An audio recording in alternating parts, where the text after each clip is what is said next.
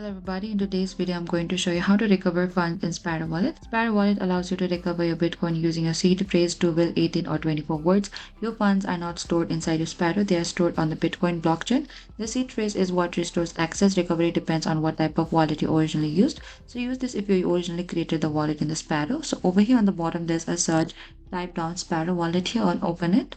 Over here you can choose the wallet that you want to, either you want to create a new one, open it or import it. As I'm going to select this new wallet here, and after you type down the name, select create here, and once you reach into this interface you can recover your hardware wallet funds. If you're using your ledger, treasure, gold card, then recovery happens on the hardware itself. Over here in this key store you can reset the hardware wallet, choose the recovery from the seed phrase on the device, enter your seed words directly on the device, reconnect it to the Sparrow wallet, and your funds will reappear after syncing. And if you lose your seed phrase, funds cannot be recovered. Sparrow cannot reset or recover. The seed phrase is your real backup. And that is it. Thank you for watching this video. Don't forget to like, share and subscribe. And if you have any queries or confusion, please comment down below and we will reach out to you very soon.